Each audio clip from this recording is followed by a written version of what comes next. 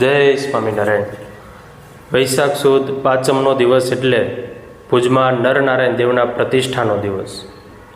આમ તો જ્યારે સ્વામિનારાયણ ભગવાને અમદાવાદની અંદર નરનારાયણ દેવની પ્રતિષ્ઠા કરી, ત્યારબાદ ભુજના ભક્તો, ગંગારામ મલ આદિ ભક્તોએ મહારાજ પાસે ગઢપુરમાં આવ્યા અને મહારાજ પાસે વિનંતી કરી કે મહારાજ, અમારા ભુજ શહેરની અંદર પણ આપ પ્રતિષ્ઠા દેવની કોઈ કરો અને સરસ મજાનું મંદિર બંધાવો। અને એ જ સમયે મહારાજે સભામાં વૈષ્ણવાનંદ સ્વામી એમને આજ્ઞા કરી કે સ્વામી, તમે ભુજની અંદર સરસ મજાના અમારા મંદિરનું બાંધકામ કરો। અને વૈષ્ણવાનંદ સ્વામી એક જ વર્ષની અંદર સરસ મજાનું શિખરબંધ મંદિર એ સમયની અંદર તૈયાર કર્યું અને મહારાજને ભુજ નગરની અંદર તેડાવ્યા। ત્યારે આજથી 203 વર્ષ પહેલાં સંવત 1879 વૈશાખ સુદ પાંચમના દિવસે સમગ્ર ભારતખંડના રાજા કહેવાય એવા નરનારાયણ દેવની પ્રતિષ્ઠા સ્વયં સ્વામિનારાયણ ભગવાને પોતાના સ્વહસ્તે ભુજ શહેરની અંદર કરી હતી।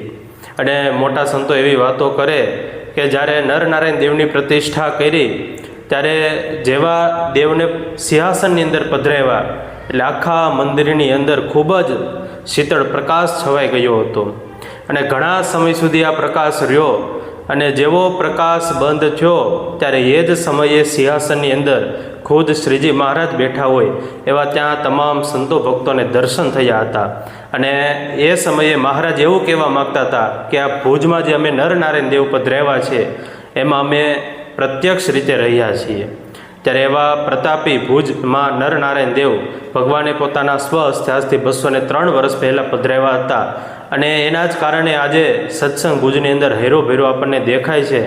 આજે સંતોમાં એટલું બધું ભજન ભક્તિ જોવા મળે, સેવા ભાવના જોવા મળે। હરિભક્તો હોય તો એમાં પણ એક પ્રકારે આપણે સંપ્રદાયમાં એવું સાંભળ્યું છે કે ભુજના હરિભક્તો એ ખૂબ જ દાનવીર હરિભક્તો હોય છે, દેવમાં ખૂબ દાતાર હોય છે। ત્યારે એની પાછળ સંતો એવું કહે છે કે ભુજમાં જે નરનારાયણ દેવ છે એમનો પ્રતાપ અને એના ખૂબ મોટા રૂડા આશીર્વાદ છે। ત્યારે આજે નરનારાયણ દેવનો પાટોત્સવ એ પ્રસંગે નરનારાયણ દેવના ચરણોમાં પ્રાર્થના કરીએ કે વિશેષ સત્સંગમાં આપણને બધાને ખૂબ જ ભજન ભક્તિનું અને સેવા કરવાનું બળ આપે, એવી નરનારાયણ દેવના ચરણોમાં પ્રાર્થના સાથે જય સ્વામિનારાયણ।